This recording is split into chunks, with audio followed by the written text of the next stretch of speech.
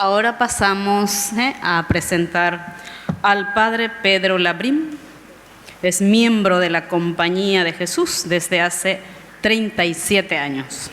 Anima junto a otros y otras la pastoral de la diversidad sexual, respuesta profética de CBX a los signos de los tiempos.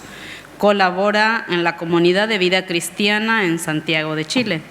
Sueña con una iglesia inclusiva en la que los laicos, hombres y mujeres, sean más protagónicos y los pastores más acompañantes. Está convencido de que los sacerdotes tienen mucho más que aprender de lo que pretenden enseñar. Su ponencia se titula Iglesia, Diversidad e Inclusión, junto a Eric Mellado de la Pastoral de la Diversidad Sexual, también chileno, que es periodista con experiencia en el mundo de la educación y editorial. Suya es la palabra, Paí. Muchas gracias. Una alegría y hacer la transición desde ese canto ya nos pone alegres a todos. Estuve en Asunción el año 2019, salí de Chile, de un país que tenía fama de estable, de próspero, de serio, de muchas cosas y soberbio, y volví al tercer día a un país absolutamente dado vuelta, digamos. Estalló espontáneamente en todo el país un movimiento de ira que expresó el malestar ciudadano por esta profunda conculcación de los derechos sociales que se venía gestando. Nos entusiasmamos todos. Fue una linda primavera. Y a 4 años estamos en el otro extremo, dominados por las corrientes conservadoras que están hegemónicamente redactando el texto de una propuesta constitucional. Señalo esta anécdota trágica porque de alguna manera nos invita a abrir los ojos sin dar por sentado muchas cosas de nuestros territorios, de nuestros países. Difícilmente encontraré una expresión más adecuada que creo y defiendo para expresar la intrínseca vinculación que existe entre la fe cristiana y la defensa de los derechos humanos inviolables en toda persona, sin importar su condición, origen, religión, ideología, situación socioeconómica, geográfica o cultural. Creemos que toda persona es creada a imagen y semejanza de Dios. Es decir, lo dado, si usáramos ese lenguaje para cada ser humano, lo anterior es esa dignidad inviolable, fuente de sus derechos y de sus deberes, y por lo tanto prioritariamente garantizados y defendidos por las instituciones humanas que canalizan el anhelo de la construcción del bien común, de las cuales la más visible en nuestra época son los estados. A diferencia de nuestros compañeros de panel, yo no provengo de la academia, provengo de la calle. Mi trabajo ha sido comunitario, pastoral, pero también desde ahí algunas reflexiones. Los estados están conformados por ciudadanos que a su vez son influenciados por múltiples factores, entre los cuales la religión juega un papel protagónico, que los lleva a aceptar la interpretación del principio inalienable de la dignidad humana según la matriz cultural en la cual se han desarrollado, no siempre con independencia de los regímenes económicos y políticos que toleran o promueven. Desde siempre es el vencedor quien tiene en sus manos el poder de formatear una sociedad según sus propios paradigmas e intereses. Baste recordar lo que ha significado entre nosotros, americanos y caribeños, el proceso de la colonización y sus derivadas. En los siguientes párrafos quiero hacerme cargo del origen o causa, siguiendo la orientación de la nota conceptual de este seminario, de la enseñanza tradicional de la moral sexual en la Iglesia Católica, esbozando de paso como mucho de lo contenido en ella es hoy día simplemente inaceptable. Lo haré a partir de 3 preguntas. ¿Qué enseña la Iglesia Católica en materia de sexualidad humana? ¿Cuáles son los fundamentos en los que se basa su doctrina? ¿Y por qué hoy día es inaceptable? Vamos a tener que desenredar la madeja y quizás hablar de cosas que no están en nosotros de manera consciente, pero sí se hacen vida en nuestras acciones.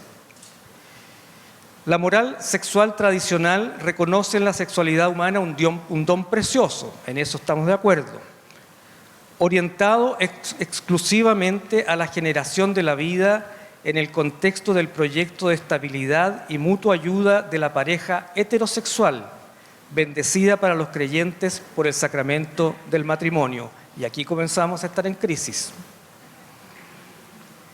Por lo tanto, quedan excluidos de plano la autosatisfacción erótica, los actos homosexuales, el control de la natalidad y el divorcio. No me tiren sus zapatos, por favor.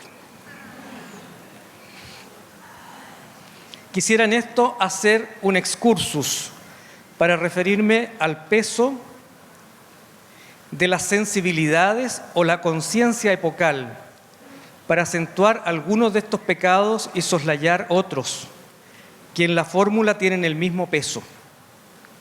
El fariseísmo ha sido evidente en las costumbres inveteradas de imponer la virginidad a las mujeres, mientras se hace vista gorda con los rituales de iniciación sexual de los varones en prostíbulos, o de recurrir al aborto clandestino para no manchar el honor de la joven y liberar al varón de la vergüenza y el peso económico de un hijo, o de obligar a casarse sin libertad a las parejas que enfrentaban un embarazo no deseado, o a la criminalización de la homosexualidad masculina.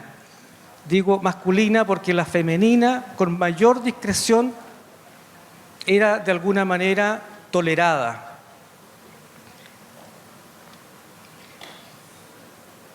Claro, la lesbiana podía pasar, en Chile decimos piola, es decir, por debajo, siempre que estuviese dispuesta a soportar la violación permanente por parte de su marido. Podríamos seguir con ejemplos hasta terminar este seminario y continuar después en la tarde en el bar con la cerveza del trasnoche. No hace falta seguir con eso, pero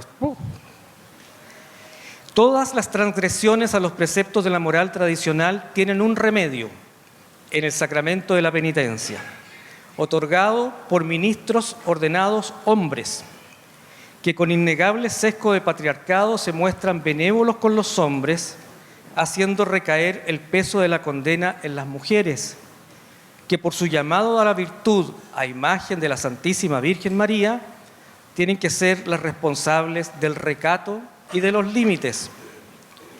Para los hombres, en cambio, la Sagrada Virgen María es ante todo una madre cariñosa, capaz de contener en la dulzura de su seno todas las debilidades de sus hijos. Las hijas, a trapear la casa. Ahora vamos al porqué de esta doctrina, con muchas insuficiencias, pero algunos elementos de núcleo, que reconozco tiene valores importantes y en lo que acabo de expresar quizás he ridiculizado más de la cuenta. Entre otros factores confluyen 2 movimientos. El primero tiene origen en la valoración suprema de la palabra revelada en una religión como la cristiana, que es una religión del libro, como nos indicaba Nicolás. La segunda, la influencia en la teología antigua de la corriente filosófica griega estoica, principalmente por medio de San Agustín de Hipona. En cuanto a lo primero, no podemos dudar de la Biblia como verdad revelada, texto inspirado por Dios en la comunidad humana y por lo tanto norma por excelencia de la ortodoxia. Pero el problema está en quiénes y con qué criterios interpretamos esa verdad. La palabra es divina e infalible, pero la interpretación será siempre humana y por lo menos insuficiente. La interpretación no puede contener conceptual ni normativamente la ciencia divina, porque simplemente ésta la desbordará siempre, hasta el final de los tiempos. Los intérpretes, por muy autorizados que sean, con gorritos y largos, no pueden tener la pretensión de la única vez y forma, simplemente porque no son inmunes a los condicionamientos del tiempo en que interpretaron. El literalismo bíblico no tiene sentido y es causa de males. Tampoco la interpretación con pretensión de definitiva, que puede haber sido válida a la luz de los conocimientos de una época, pero no puede seguir siendo válida después que esos conocimientos hayan sido superados. Afirmarse en esas dos actitudes solo conduce al fundamentalismo religioso al que ya nos hemos referido.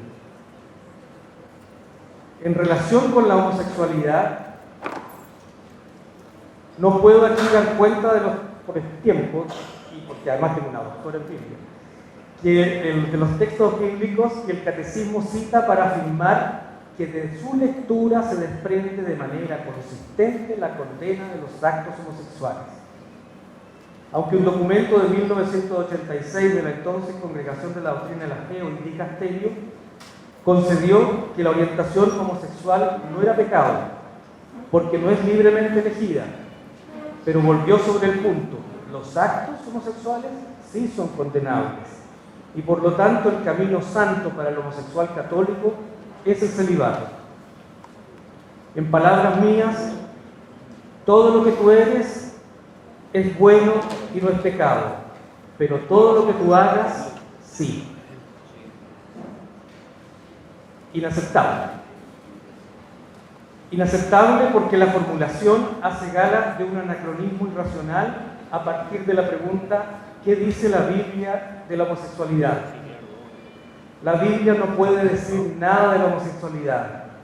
Nunca lo pretendió, simplemente porque en el horizonte cultural de los autores inspirados no se podía concebir la homosexualidad tal como la comprendemos hoy, a la luz de la progresiva comprensión del misterio humano.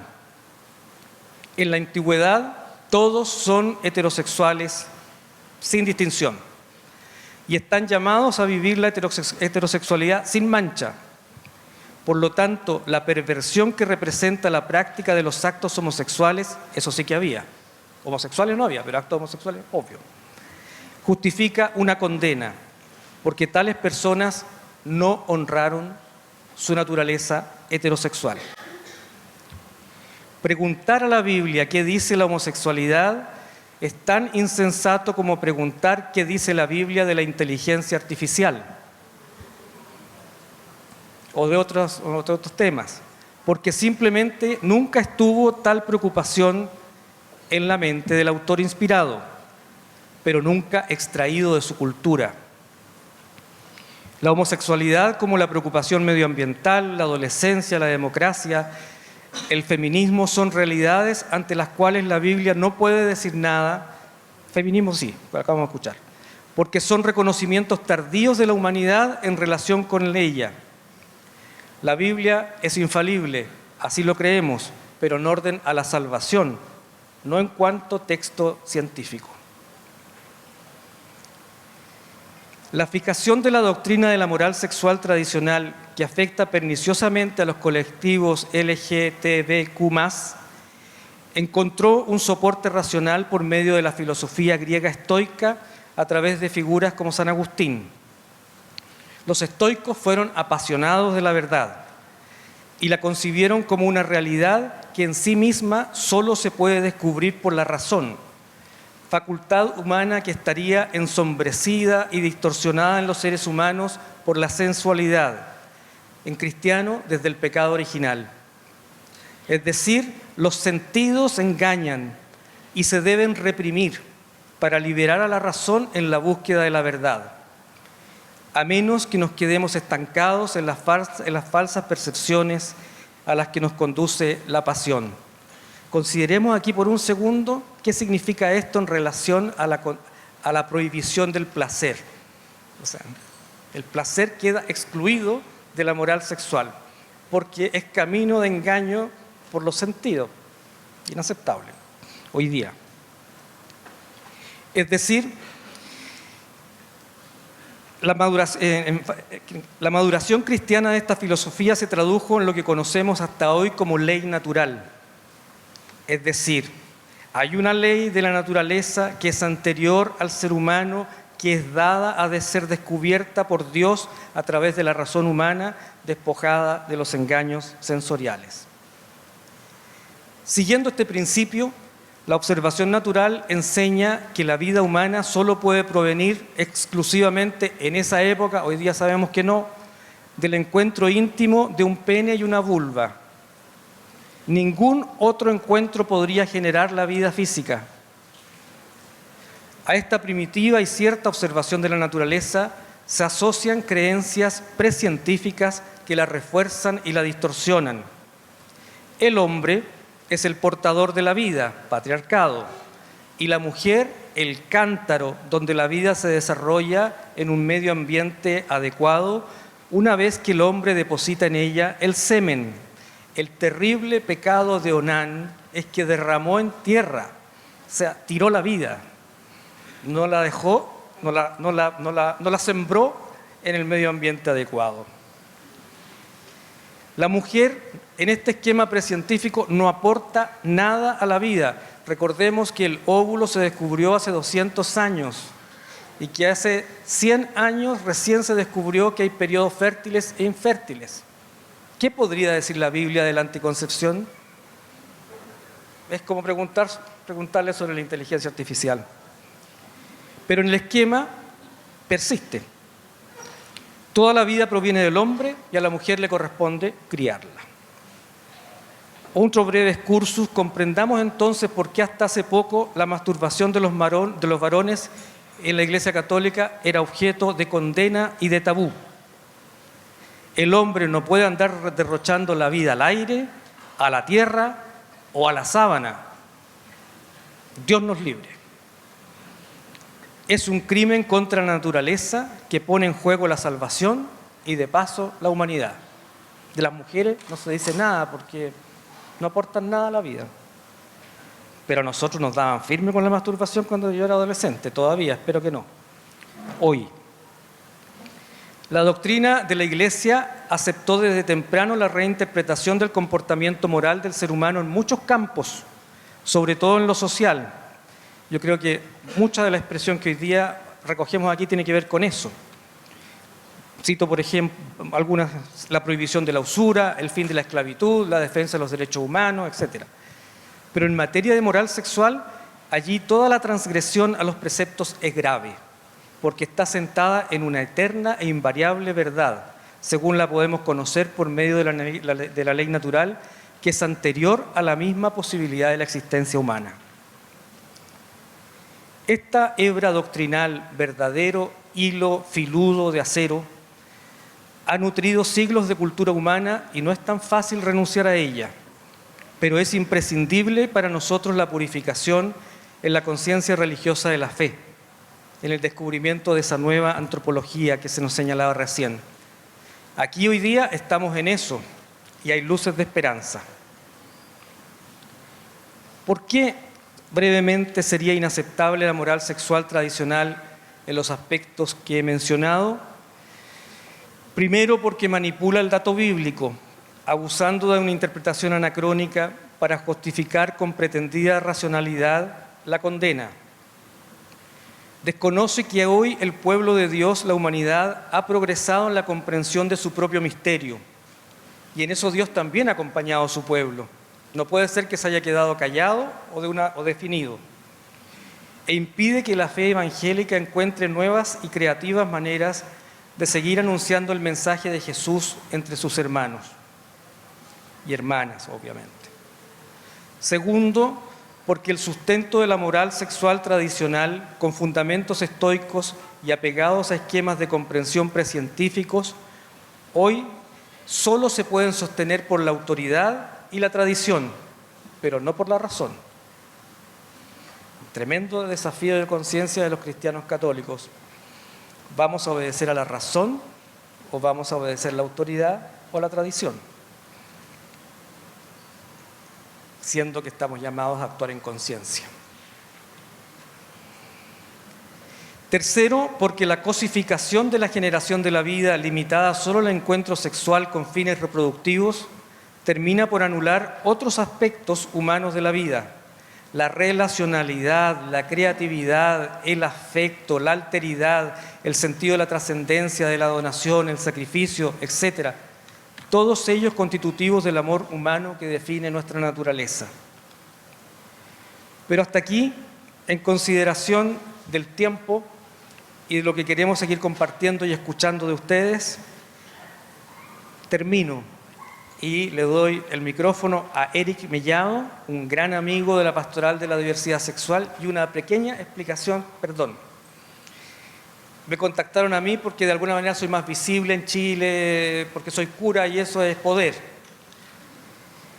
En nuestra iglesia, los obispos no tienen ningún problema en contactarse con los papás de las personas del mundo de la diversidad sexual o con los curas que lo acompañan y a regañadientes, pero jamás quieren oír a quien vive la diversidad sexual.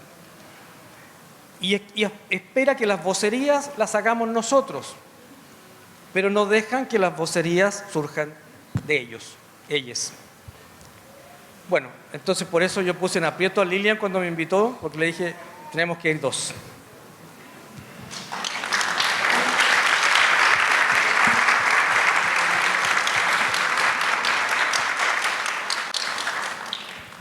Muchas gracias, buenas tardes. Un gusto de estar con todas y todos ustedes. Es la primera vez que estoy en este país y es una emoción muy grande. Les abrazo en nombre de todas y todos los integrantes de PADIS, la Pastoral de la Diversidad Sexual. Como yo sé, he visto que hay problemas de conexión. No sé si podemos ver este video, intentémoslo. Y además probemos si se entiende el acento chileno, que a veces es medio complicado porque hablamos rápido y usamos muchas palabras desconocidas. Pero tengamos fe. La palabra dice que la expresión de lo natural es primeramente espiritual. Por tanto, tenemos que aprender a ver como ve Dios. Nada va a cambiar que nacemos hombres o mujeres. Nada va a cambiar que somos los padres de nuestros hijos. Un niño de 5 años tiene libertad sexual. Estamos perdidos. Porque una de las modificaciones es que el matrimonio, que hoy día es entre un hombre y una mujer en mi país, quieren cambiarlo para que sea entre una o más personas. No sé si han oído hablar del poliamor. Adopción homoparental, Subsecretaría de Educación Parvularia, necesitaban crear una estructura pública para poder implementar esta ideología y estas políticas públicas. Quien maneja las Naciones Unidas no son nuestros delegados ministeriales, ni los países. Son organismos privados, ONG e instituciones que donan dinero, siempre que se cumpla la agenda por la que están donando ese dinero. Nos encontramos y vamos a ser enfrentados a cosas que no teníamos idea que podíamos ser enfrentados. Es el poder, el orgullo, la vanidad. Por eso es que la posición que Dios nos pide es integridad y santidad, para que Él pelee por nosotros. Hoy día en nuestro país, la educación está siendo intervenida legalmente desde este año con ideología de género desde la primera infancia. Entonces lo que están logrando es quitarlos a los hijos para cauterizar su conciencia. Nos están invitando a la desobediencia civil, donde lo bueno es malo y lo malo es bueno. No tengan ninguna posibilidad de arrepentirse y ninguna posibilidad de requerir un Salvador. Muchas gracias.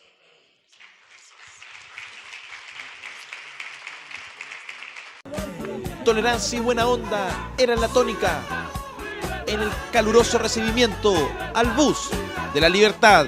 Lo que no queremos es que homosexualicen a los niños en el colegio. Lo que pretenden es tener baños mixtos. ¿Le gustaría que yo orine frente a usted? Que se va a producir una rebelión entre hijos y padres. Los hijos van a decir, papá, yo quiero ser una mujer. Y la niña va a decir, yo quiero ser... Hoy día lo que estamos asistiendo es a una verdadera dictadura homosexual en nuestra nación. Igual como sucede allá en Venezuela. y más encima apoyan la pedofilia. Asquerosos. Hoy la preocupación mayor son los niños, me imagino, ¿no? Los niños solamente. Ellos lo único que buscan es pervertir a nuestra nación, pervertir a nuestros niños. A pesar de los intentos desesperados de antisociales por arruinar la fiesta, no pudieron apagar la buena onda y el cariño de los asistentes. ¿Por qué son tan intolerantes los del móvil? Quizás están nerviosos hoy día. Están nerviosas. Estamos pulsando hoy al mismísimo Satanás. ¡Satanás está vencido! ¡Fuera, Satanás! ¡Fuera, Satanás! Hoy la Chilindrina está con los niños y está con... Siempre con los niños la Chilindrina, siempre, siempre, siempre. Porque la Chilindrina, ella educa a sus hijos. ¿Qué pasa si usted tuviera un hijo gay? ¿Cómo lo enfrentaría? Apoyo, yo lo apoyo con tratamiento, etcétera. ¿Usted no le podría dar a todos los niños del país un mejoral, cierto? Si no están todos resfriados. Entonces, ¿por qué enseñar ideología de género? Los humanos no se pueden reproducir si es que se mantienen del mismo sexo. Por supuesto que sí. No hay reproducción, degeneramiento, homosexualismo, Sodoma y Gomorra. Y Dios hizo al hombre y a la mujer. No hizo un tercer sexo, hombre y mujer. Esto es lo único que vale. Hoy día triunfa la biología. No, la biología siempre triunfó. Hoy se acabó la dictadura gay. ¡Viva el amor! ¡Viva los niños! ¡Viva la libertad! En realidad, lo único teatral de ahí es la intervención del periodista que hizo la nota, ¿no? Hizo preguntas para que los que estaban ahí cayeran y pudiesen expresar. Me dicen que me quedan 3 minutos. Y tengo que leer mucho. Pero bueno, ¿por qué les mostramos ese video? Simplemente para resumir el discurso militante que se mezcla entre la religión y la idea política conservadora y que nosotros en Chile empezamos a vivir bastante fuerte y que en América Latina debe estar así. Yo creo que lo que ustedes vieron y escucharon no es ninguna novedad, ¿cierto? Y fíjense ustedes los términos, ¿no? Hablamos de Satanás, hombre y mujer, pedofilia, etcétera. Es decir, una amalgama de conceptos o los cuales inteligentemente, entre comillas, crearon la famosa ideología de género, que verdaderamente se ha convertido en un problema para quienes queremos vivir libremente nuestra orientación sexual. Voy a tratar de resumir 2 puntos. El primero es cómo se da la vinculación entre lo religioso y la diversidad sexual. ¿Por qué quiero hablar de esto? Porque vengo a hablar desde la PADIS, desde la experiencia. El sacramento del bautismo es fundamento de la vida cristiana. Quien lo recibe es reconocido como hija e hijo de Dios. Bautismo proviene del griego sumergir, es decir, nos sumergimos en agua, en cuerpo y conciencia, no hay una separación. La fe mira todo como un todo, valga la redundancia. Nosotros partimos desde el sacramento del bautismo y desde ahí nos sentimos hijas e hijos de Dios, con nuestras historias, nuestras capacidades, nuestra orientación sexual diversa. Desde esa certeza vivimos nuestra vocación. ¿Cuál es nuestra vocación? Dar testimonio de lo que hacemos en nuestros espacios, en nuestro espacio de represión, en nuestro espacio de estigmatización. Nuestra dimensión comunitaria reafirma que la labor de incidencia en la Iglesia pasa necesariamente por el reconocimiento de nuestras orientaciones sexogenéricos distintas.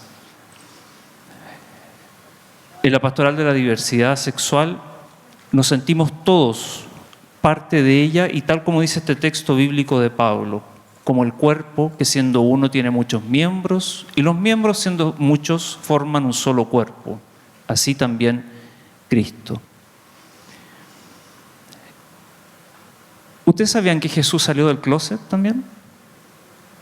Para los que leen la Biblia con curiosidad o con conocimiento, les invito a leer a Lucas en el capítulo 4. En ese relato bíblico, Jesús anuncia su misión, ¿no? ¿Y sabe dónde se va? Al pueblo que lo vio nacer. Entra a una sinagoga, lee un texto del profeta Isaías y sale del closet anunciándose como el profeta, el Hijo de Dios. Ahí, en ese momento, Jesús se muestra tal como es. Y este aspecto y esta lectura bíblica es clave para entender cómo nosotros, las personas de la diversidad sexual, vivimos también esa apertura. Pero nunca es fácil, y lo sabemos, en América Latina. Hay mucha violencia, ya lo vimos. La única manera de enfrentarlo es, tal como lo hizo Jesús, pasar a través de quienes querían desbarrancarlo, lanzarle piedras y continuar su misión. ¿Cuál es la misión de las personas de la diversidad? Estar unidos, vivir juntos a otras, a otros, nuestra vida comunitaria. Y ese es el sentido de esta pastoral de la diversidad. Y en honor al tiempo, les agradezco nuevamente la atención que nos han prestado y aquí estamos abiertas a escuchar sus preguntas. Muchas gracias.